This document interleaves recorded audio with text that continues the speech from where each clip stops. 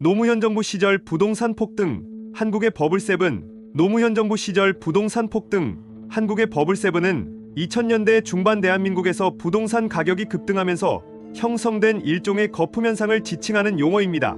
이 용어는 당시 부동산 가격이 비정상적으로 상승한 7개의 주요 지역을 가리키며 서울 강남구, 서초구, 송파구, 목동, 분당, 평촌, 수지가 버블7 지역에 해당합니다. 이 지역들은 주거 환경이 우수하고 교통이 편리해 수요가 높았던 곳이며 서울과 수도권 지역입니다. 버블7 시절, 특히 강남 지역은 부동산 투자 열풍의 중심지로 자리 잡았습니다. 부동산은 연일 신고가를 갱신하면서 강남의 아파트 한 채면 노후 준비 끝이라는 말이 돌기도 했습니다. 이 말은 당시 부동산 가격이 얼마나 급등했는지, 또 사람들이 얼마나 부동산을 통해 경제적 여유를 누리려 했는지 잘 보여줍니다. 실제로 이 시기에 강남의 부동산을 매입해 큰 차익을 거둔 사람들이 많이 생겨났고, 이들 중 일부는 벼락부자가 되며 큰 화제를 모았습니다. 강남이나 목동 등 인기 지역의 아파트 매물은 순식간에 팔려나갔고, 부동산 중개업자들은 매물 하나당 문의 전화가 100통 이상 온다며 당시 상황을 설명하기도 했습니다. 이러한 수요 급증 때문에 매물을 직접 확인해보지 못하고 계약을 진행하는 경우도 많았다고 하며, 한 예로 강남의 한 부동산 중개업자는 물건이 나오면 순식간에 계약이 되어 실거래 여부조차 확인할 새가 없다고 회상하기도 했습니다. 또한 20, 30대 청년들 사이에서도 부동산 투자에 대한 열기는 대단했는데, 당시 청약은 일반적으로 자산을 축적하는 경로로 여겨졌고, 특히 20, 30대가 청약을 통해 큰 시세 차익을 얻은 경우가 늘어나면서 청약 불패라는 신조어가 등장했습니다. 이 청년들 중 일부는 높은 청약 경쟁률을 뚫고 아파트 당첨에 성공하면서 인생 역전을 이루는 모습을 보였는데, 이에 따라 청약은 불패다라는 이야기가 젊은 층 사이에서 유행하기도 합니다. 버블7 시절을 거치며 영끌이라는 단어도 탄생했습니다. 당시 높은 집값에 투자하기 위해 많은 사람들이 영혼까지 끌어모아 대출을 받아 부동산에 투자하는 경우가 많았습니다. 이로 인해 금융기관에서는 주택담보대출을 받기 위한 문의가 폭증했고, 심지어 신용대출까지 활용해 투자를 이어가는 사람들이 많아졌습니다. 금융기관의 대출 조건을 맞추기 위해 자신의 신용을 과도하게 사용하거나 과도한 이자 부담을 떠안게 되는 경우도 흔했습니다. 이러한 대출 열풍은 나중에 가계부채 위기를 초래하게 되며 많은 이들이 경제적 어려움을 겪게 되는 계기가 되었습니다. 버블7 현상이 일어난 배경에는 여러 가지 요인이 작용하였는데, 2000년대 초반 한국 경제는 IMF 외환위기를 겪은 후 빠르게 회복세를 보였고, 저금리 기조와 함께 유동성이 급증하면서 자산시장, 특히 부동산 시장으로 자금이 쏠리게 되었습니다. 이 시기에 수도권과 서울의 주요 지역을 중심으로 아파트 가격이 급등하였고, 이에 따라 부동산 시장에는 거품이 형성되기 시작했습니다. 버블7 시기의 부동산 가격 상승에는 몇 가지 주요한 원인이 있습니다. 첫 번째로는 주택 공급의 부족입니다. 버블7 지역은 제한된 공간에 높은 수요가 집중된 지역으로 공급이 수요를 따라가지 못했고, 이는 주택 가격을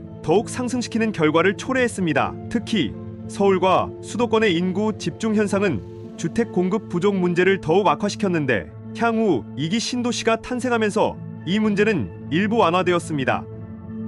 2000년대 초반 글로벌 경제는 저금리 기조를 유지하고 있었고, 한국도 이에 따라 저금리 환경이 조성되었습니다. 이는 은행 대출을 통한 자금 조달을 쉽게 하였고, 많은 사람들이 부동산 투자를 통해 높은 수익을 얻고자 했습니다. 저금리는 대출 비용을 낮추고, 이는 부동산 시장으로의 자금 유입을 촉진했습니다. 세 번째로는 투기적 수요 증가입니다. 부동산 가격이 지속적으로 상승하면서 투자자들 사이에서는 주택을 사면 손해보지 않는다는 믿음이 확산되었습니다. 이는 투기적 수요를 자극했고, 실수요자들 외에도 투자 목적으로 부동산을 구입하는 사람들이 늘어나면서 가격 상승을 가속화했습니다. 네 번째로는 정부 정책의 영향입니다.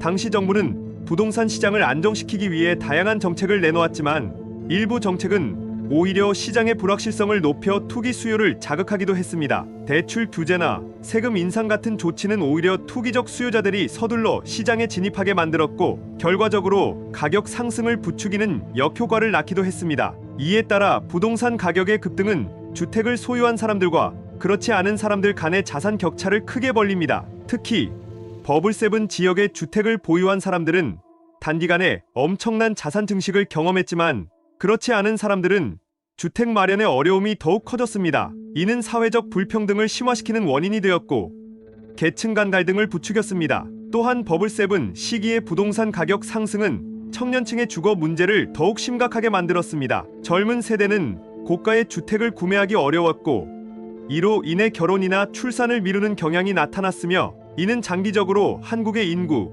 구조에 부정적인 영향을 미쳤고 부동산 가격이 급등한 이후 시장의 불안정성이 커지게 됩니다. 특히 가격 거품이 꺼지면 경제 전반에 미치는 파급 효과가 클 수 있다는 우려가 제기되었습니다. 이는 경제 정책의 방향에 있어 부동산 시장의 안정성을 중시하게 만드는 요인이 되었는데 이러한 사회적인 현상 때문에 정부도 많은 노력을 하긴 했습니다. 정부는 투기 수요를 억제하기 위해 대출 규제를 강화했는데 주택담보대출 비율과 총부채 상환 비율 등의 규제를 통해 대출 가능 금액을 제한하려 했습니다. 그러나 이러한 규제는 오히려 일부 실수요자들에게도 부정적인 영향을 미쳤고 투기 수요를 근본적으로 차단하는 데는 한계가 있었습니다. 또한 정부는 부동산 보유세와 양도소득세 등을 인상해 투기 수요를 억제하려 하였는데 이러한 세금 인상은 주택 소유자들 사이에서 반발을 불러일으켰고 일시적으로 거래를 위축시키는 효과는 있었지만 장기적인 가격 안정에는 크게 기여하지 못했습니다. 이러한 정책들은 2000년대 중반 당시에 성공적이지는 못했습니다. 그러나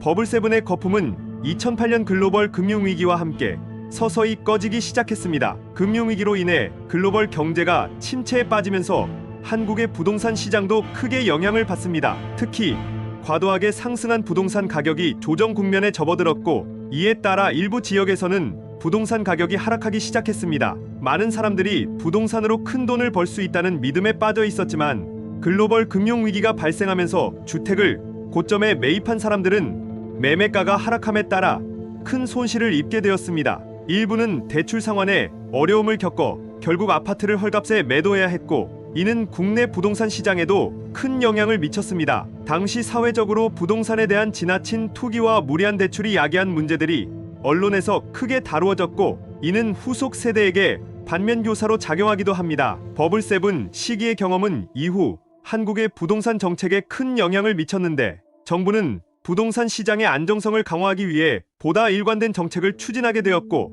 주택 공급과 수요 조절을 위한 다양한 정책이 도입되었습니다. 또한 부동산 시장의 불안정성이 경제 전반에 미칠 수 있는 영향을 고려해 거시경제 정책과의 연계를 강화하려는 움직임도 나타났습니다. 그런데 뭔가 2000년대 중반에 나타났던 부동산 현상이 10년 뒤인 2017년쯤에도 반복해서 나타났다는 느낌이 드는 건 기분 탓일까요? 그렇다면 2017년의 향후 10년 뒤인 2027년은 또 어떨까요? 영상이 재미있으셨다면 구독과 좋아요도 부탁드립니다. 끝까지 시청해 주셔서 감사합니다.